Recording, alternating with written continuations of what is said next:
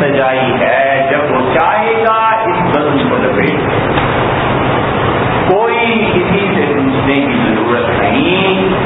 حضور صلی اللہ علیہ وسلم نے فرمایا کہ غور ٹھیک کرنے والا اور سے دیہات میں مٹی لگا رہا ہوگا اور آواز شروع ہوگی اور وہ گھبرائے گا کہ کیسی آواز ہے، اور پھر وہ آواز بلند سے بلند تر ہوتی چلی جائے گی، انٹینسٹی اس آواز کی بڑھ جائے گی یہاں تک کہ لوگوں کے پردے کانوں کے پھٹ جائیں گے اور دل پھٹ جائے گا اور مر جائے گا۔ اس کا یقین نہیں، اگر اس کا یقین ہو جائے تو انسانوں کے اعمال میں فرق پڑ جائے، کیونکہ یقین انسانوں کے اعمال کو بدلتا ہے۔ اور ساری زندگی آپ دیکھیں یقین کی بنیاد پر ہی چلتی ہے، جس سے نکاح ہوتا ہے یقینی طور پر پتا ہوتا ہے کہ میرا اس کے ساتھ دودھ شریک بہن بھائی کا کوئی تعلق نہیں، یہ یقین ہی تو ہے۔ یقین ہوتا ہے کہ اس کھانے میں زہر نہیں، تبھی تو کھاتا ہے۔ اللہ نے فرمایا کہ وہ دن ایسا ہے کہ وَتَكُونُ الْجِبَالُ كَالْعِهْنِ، اور پہاڑوں کی دھنائی ہو جائے گی، دھن کے رکھ دیں گے پہاڑوں کو۔ اب تو وہ دھنائی کی چیزیں نہیں رہی، آہستہ آہستہ ختم ہو رہی ہیں، لیکن بہت سے لوگ ہزاروں دیکھنے والے موجود ہیں کہ بنجارا جب سنتا ہے روئی کو تو گالوں میں تبدیل ہو جاتی ہے، ایک ایک ٹکڑا اس کا الگ ہو جاتا ہے، ایک ایک حصہ الگ ہو جاتا ہے۔ اللہ نے کہا پہاڑوں کو دھنک کے رکھ دیں۔ جو بنا سکتا ہے وہ بنا کیوں نہیں تعریف کر سکتا؟ اسی لیے اللہ دوسری جگہ پر فرماتے ہیں کہ دیکھو تمہارا پہلی مرتبہ بنانا یہ مشکل تھا، یا اب تمہارا نمونہ موجود ہے ہمارے سامنے اور ہم دوبارہ بنائیں یہ مشکل ہے۔ کیوں نہیں آخرت کو مانتے؟ کیوں نہیں قیامت پہ ایمان لاتے؟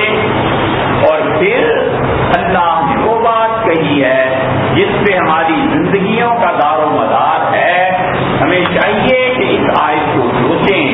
اور اللہ نے فرمایا وَلَا يُسْأَلُ حَمِيمٌ حَمِيمًا يَوْمَئِذٍ وَلَا يُسْأَلُ حَمِيمٌ حَمِيمًا يُبَصِّرُونَ، اور اس دن دوستوں کو پوچھیں گے نہیں اور سب کچھ دیکھ رہے ہو، بڑے بڑے دوست جگری یار جن کے پیچھے انسان نے زندگی ساری لگا دی اور مال بیچ دیا اور سب کچھ سنبھال لیا، سب کچھ آدمی نے بظاہر سنبھال لیا، لیکن وہ دوست اللہ نے کہا کوئی کسی کو پوچھے گا ہی نہیں یہاں کہ تم کون اور میں کون، یہ بس سب کچھ دیکھ رہے ہوں گے کہ پہاڑ کیسے سنکے جا رہے ہیں، تباہیاں کیسے مچ رہی ہیں۔ اسی لیے قرآن دوسری جگہ کہتا ہے کہ دوستیاں اور ناطے اس دن ٹوٹ جائیں گے، ایک ناطہ حضور صلی اللہ علیہ وسلم نے فرمایا برقرار رہے گا اور ایک دوستی قرآن میں کہیں برقرار رہے گی۔ اللہ نے فرمایا الا المتقین، ہاں وہ جو اللہ سے ڈرنے والے تھے ان کی دوستیاں ہم قیامت میں بھی نہیں چھوڑیں۔ اللہ نے کہا ہم اس دوستی کا نفع دیں گے، اس لیے کہ آدمی کسی رنگ کو چوز کرتا ہے، اس سے پوچھیں کیوں سبز رنگ پہنا، بچے سے پوچھیں کیوں گرین کلر پسند ہے، ایک عورت کسی پرنٹ کو پسند کرتی ہے کوئی وجہ تو ہوگی، بیکار میں تھوڑی ہے انسان کے افعال۔ اللہ نے کہا یبصرون، وہ ایک دوسرے کو دیکھ رہے ہوں گے، سب منظر ان کے سامنے ہوں گے اور دیکھ رہے ہوں گے اور پوچھے تک نہیں کہ تمہارے میں کیا بیتی، میرے ساتھ تھا۔ اللہ نے کہا متقی لوگ، پرہیزگار لوگ، ان کی دوستی نفع دے گی۔ اسی لیے حضور اقدس صلی اللہ علیہ وسلم نے فرمایا کہ شفاعتیں ہوں گی، اور بڑی طویل حدیث میں آپ نے فرمایا کہ کچھ اللہ کے بندے ایسے ہوں گے جنہیں اللہ نے علم دیا تھا تو ان کے 300 دوست ایسے ہوں گے، طبرانی کی روایت میں آتا ہے، جن کا جہنم کا حکم ہو چکا ہوگا اور وہ اللہ سے عرض کرے گا کہ اے رب انہوں نے زندگی میں میرا ساتھ دیا، اللہ انہیں بخش دے، تو اللہ تعالیٰ اس دوستی کا نفع اس دن دے۔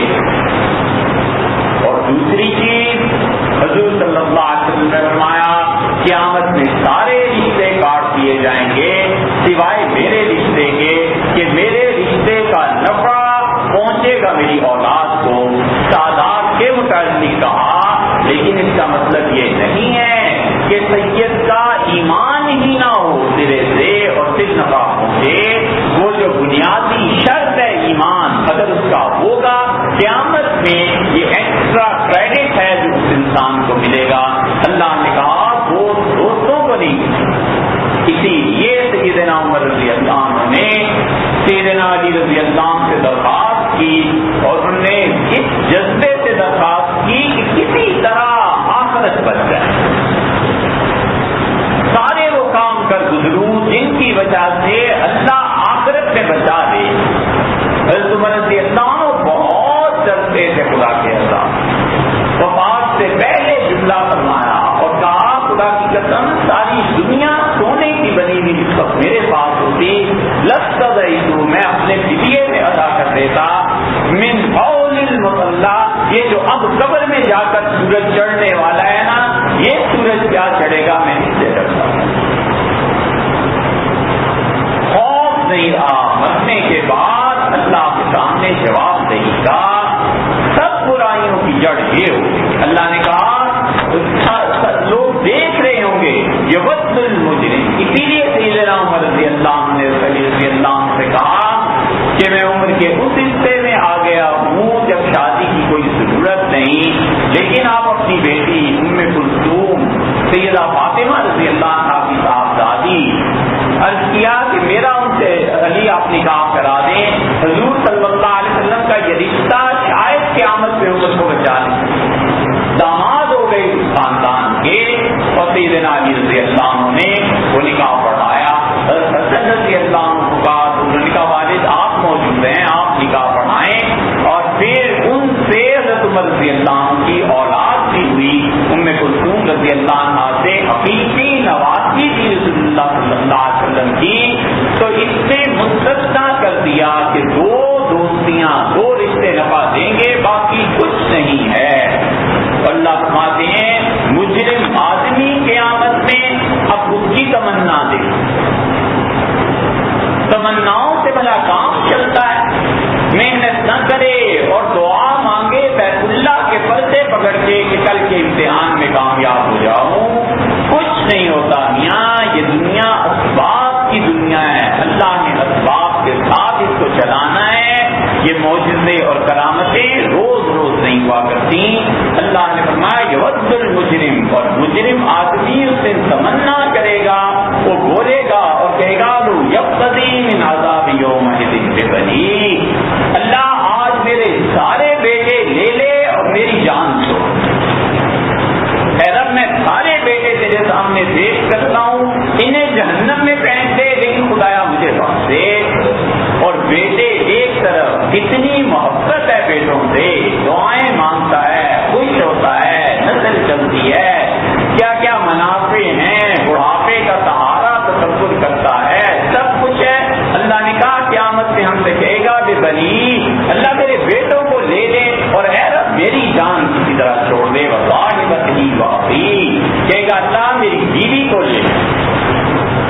صاحبہ کے 3 ترجمے کیے گئے، عورت کہے گی خاوند کو لے لے، اور خاوند کہے گا بیوی کو لے لے، اور دوسرا یہ کہ وہ کہیں گے اللہ میرے کسی دوست کو میری چھڑائی میں لے لے، وہ بنی وہ عقی اللہ میرے بھائی کو جہنم میں پھینک دے، مجھے بچا لے، آج کے دن میرا حساب نہ لے، جو ہو سکتا ہے میں کر گزروں۔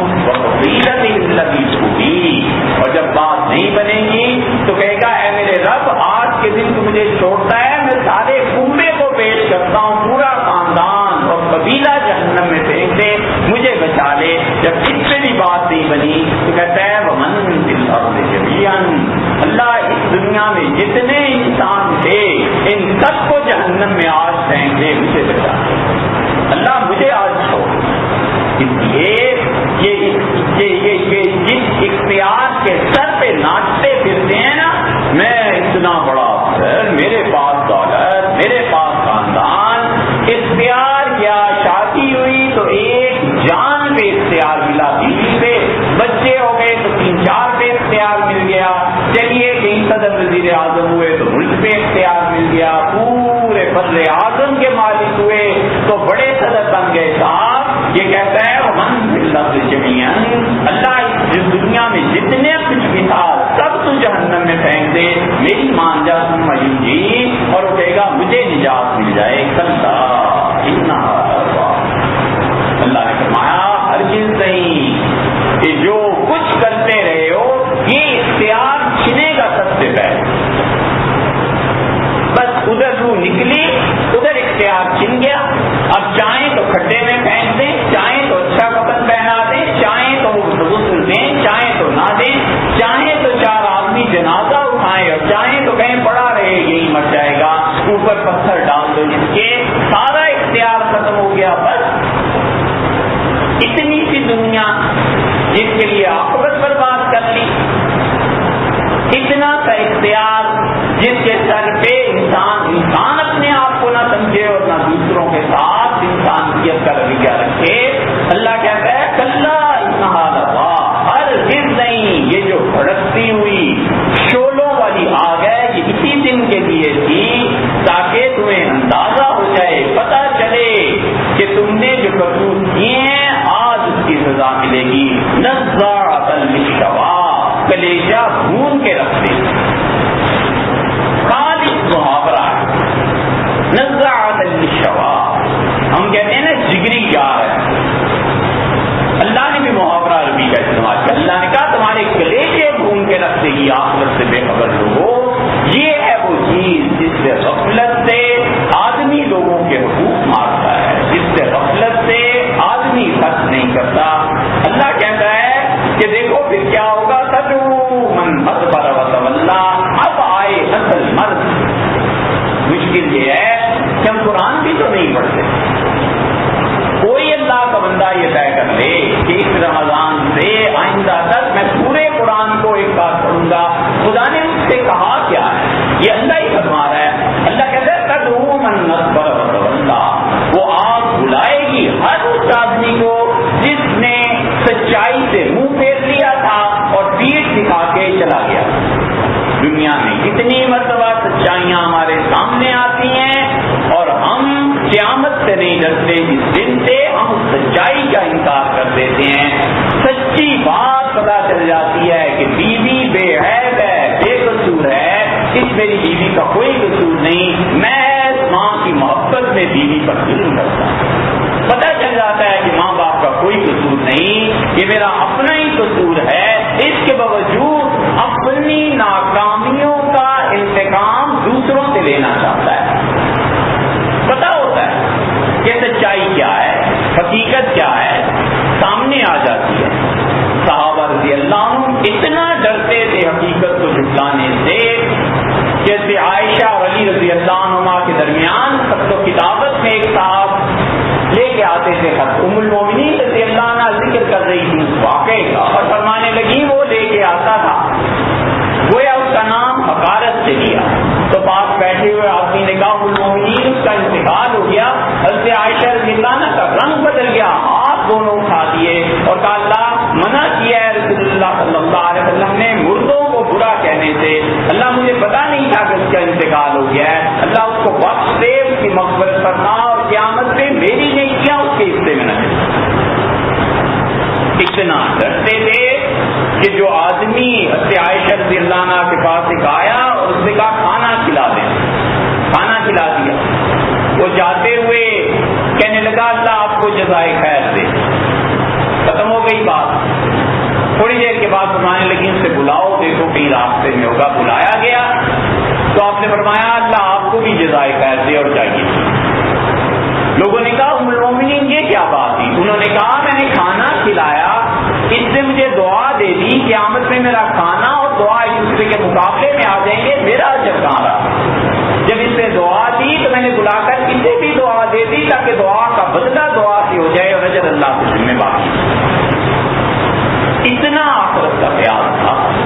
اللہ کہتا ہے تدعو من ادبر وتولی، وہ جہنم بلائے گی ہر اس آدمی کو اپنے اندر آنے کے لیے جو زندگی میں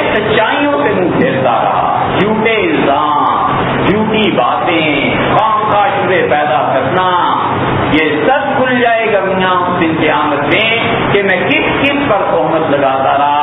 حضرت معاویہ رضی اللہ عنہ کہتے تھے حضور صلی اللہ علیہ وسلم نے فرمایا کسی عورت کا انتقال نوح علیہ السلام کے زمانے میں ہو گیا تھا اور آج کوئی آدمی اس عورت کے کردار پر تہمت لگائے گا تو یاد رکھو 60 سال کی عبادت اس کی برباد کر دی.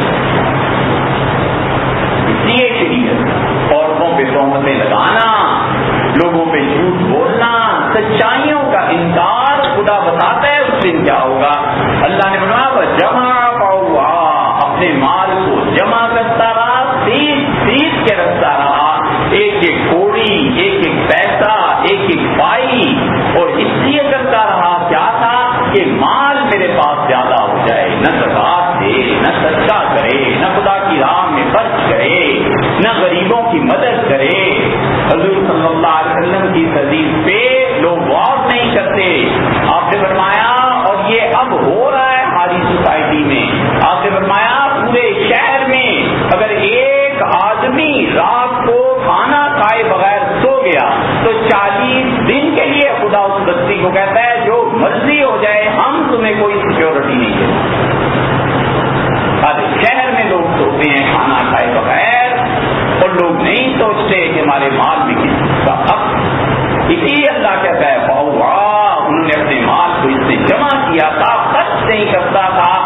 حقیقت یہ ہے کہ ان الانسان خلق ہلوعا، انسان بڑے کچے دل کا ہے، پل میں تولا پل میں ماشا، بڑا نرم ہے، بڑا بودا ہے. وہ مردوں والی بات ہی نہیں. مرد کم بولتے تھے، جب بولتے تھے تو اپنی بات کا پاس رکھتے تھے. حضور صلی اللہ علیہ وسلم نے کیوں فرمایا کہ سب سے زیادہ جھوٹے دنیا میں تم دیکھو گے تو یہ سنار ہیں، سونے کا کام کرنے والے. اس کا مطلب یہ نہیں ہے کہ سناروں کو برا کہا ہے، اس کا مطلب یہ ہے کہ کبھی بھی وعدہ پورا کر کے نہیں لیتے. آج آ جاؤ، کل آ جاؤ، ہفتہ کے بارات کا دن آ جاتا ہے، سونا بن کے آتا نہیں. اس برائی کو منع کیا ہے کہ دیکھو جو وعدہ کرو پورا کرو، جو بات کہی ہے اس بات پر پہرا دینا چاہیے کہ میں نے اپنا آدمی سے یہ بات کہی ہے مجھے پوری کرنی ہے. اذا مسہ الشر جزوعا، اور جب اس انسان کو تکلیف پہنچتی ہے تو بے صبرا ہو جاتا. جزا کہتے ہیں عربی میں کاٹنا، توڑ دینا، اور جزا اس کو بھی کہتے ہیں جو صبر نہ کرتے. مجزا یا جازے پرانے زمانوں میں چھتوں میں ایک درمیان میں شہتیر پڑتی تھی اور اس شہتیر پہ باقی لکڑیاں رکھ دیتے تھے. وہ بڑا شہتیر جو ہوتا تھا نا بوجھ اٹھاتا تھا، اسے عرب جزا کہتے تھے. کہ مطلب یہ بے صبرا ہوا ہے کہ ٹوٹ پڑے گا اب کسی بھی وقت. اللہ نے کہا انسان بڑا بے صبرا کیا ہے. اذا مسہ الخیر منوعا، جب ہم اسے مال دیتے ہیں تو اندیوا ہو جاتا ہے، بیوہ نہیں ہے، دیتا نہیں ہے، خرچ نہیں کرتا. وَإِذَا مَسَّهُ الشَّرُّ جَزُوعًا، اور دیکھو جب اسے شر پہنچتا ہے تو چیخنے لگتا ہے. اور یہ کون لوگ ہیں؟ اللہ نے کہا إِلَّا الْمُصَلِّينَ، ہاں مگر میرے وہ بندے جو نماز پڑھتے ہیں وہ ایسے نہیں. یہ ہے نماز. اللہ نے کہا إِلَّا الْمُصَلِّينَ، ہاں مگر وہ جو نماز پڑھتے ہیں ہم نہ قیامت میں انہیں ان پریشانیوں میں ڈالیں گے، نہ انہیں دنیا میں ایسے ہوگا. وہ نماز پڑھتا ہے، خرچ بھی کرتا ہے. اسی لیے حضور صلی اللہ علیہ وسلم فرماتے ہیں کہ اللہ رحم کرے اس انسان پہ رجلن سمحن، جو بڑی نرم طبیعت کا، بڑے کھلے دل کا. باطن کی بیماریوں میں بدترین بیماری ہے کہ انسان کا دل تنگ ہو. دل تنگ ہو گیا، قبر تنگ ہو گئی. اس آدمی کی کھلے دل کا ہے. اللہ نے فرمایا کہ وہ آدمی جو کھلے دل کا ہے، حضور صلی اللہ علیہ وسلم فرماتے ہیں سمحن، بڑے کھلے دل کا ہے. جس طرح جب وہ چیز کو فروخت کرتا ہے تو کھلے دل کا آدمی ہوتا ہے. چیز 100 روپے کی تھی، گاہک نے آ کے کہا 1 روپے کی ہے، غصہ آ جاتا ہے نا، اس سے غصے کا اظہار کیا. اس نے کہا صاحب میرے پاس 1 کی نہیں ہے، میرے پاس تو 100 کی ہے. درگزر کر گیا، بڑا درد ہے. حضور صلی اللہ علیہ وسلم فرمایا کہ جب وہ خریدتا ہے تب بھی بڑے دل کا ہوتا ہے. دکاندار نے کچھ کہا، اس نے کچھ کہا، تو دونوں نے ایڈجسٹمنٹ کر لی کہ کتنی رقم ہے. اور آپ نے فرمایا اس دن سزا، اور جب اسے کسی سے قرض اپنا واپس دینا ہوتا ہے تو یہ بندہ بڑے ملتا ہوتا ہے، وہ کہتا ہے کہ کچھ مہلت اور دے دیں، اور دے دیتا ہے، اور دے دیں، اور دے دیں۔ حضور صلی اللہ علیہ وسلم نے فرمایا ایک آدمی اللہ کے سامنے پیش کیا گیا، فرشتوں نے کہا ساری زندگی کوئی نیکی کی ہو تو لاؤ اللہ کے سامنے آج۔ اس نے سوچا اور کہنے لگا کوئی نیکی نہیں، ماؤ میرا خیر کچھ نام احمد میں ایک نیکی نہیں نکلی، گنائی۔ پھر وہ بولا، اس نے کہا میں تاجر تھا اور میں دولت مند لوگوں کو کہتا تھا جب پیسے ہوں دے دینا اور غریبوں کو معاف کر دیتا تھا۔ اللہ نے کہا نام حق من ذات، میرا زیادہ حق بنتا ہے میرے بندے تیرے اخلاق سے، میں کہیں برتر ہوں۔ آج کے دن جس طرح تو معاف کرتا رہا، اللہ نے اپنے فرشتوں سے کہا کہ تجاوزوا عن نفسی، میرے بندے سے درگزر کرو، بخش دو اسے، میرے بندے کو بخش دو، میں زیادہ حق رکھتا ہوں اپنے بندے سے، یہ لوگوں کے ساتھ نرمی ہے۔ اللہ کہتا ہے مگر وہ لوگ جو نماز پڑھتے ہیں، ہماری نمازیں اگر ہمیں اس مقام تک نہیں لے جاتی تو ہمیں سوچنا چاہیے کہ ہم کیا کر رہے ہیں، ہماری نمازیں ہمارے اندر تبدیلی کیوں نہیں پیدا کر رہی۔ یہ 15 شعبان ہے، اس کی رات ہے، نفل پڑھنے ہیں۔ حنفی فقہاء سارے لکھتے آئے ہیں، شافعی مالکی حنبلی بھی، یہ سب کو کہا اس رات کو خدا کی قرب کی راتوں میں شمار کرتے ہیں۔ اس لیے پوری امت کو آج گمراہ قرار دے دینے سے بہتر ہے کہ اگر آپ میں سے کسی کی سمجھ میں بات نہیں آتی نہ عبادت کرے، سویا ہے، مگر دوسروں کو منع نہ کرے۔ بھائی بہت سے لوگ، پوری امت اس پہ متفق ہے کہ 15 شعبان کی جو رات ہے یہ عبادت کی ہے۔ یہ عبادتیں اگر بنیادی طور پر ہمیں انسان نہیں نہ بناتی تو ہمیں سوچنا چاہیے کہ ہم کر کیا رہے ہیں، وقت ضائع کر رہے ہیں، محض چکریں مار رہے ہیں، یا ہم پہ کوئی اثر بھی ہو رہا ہے۔ یہ وہ سوال ہے جس کا جواب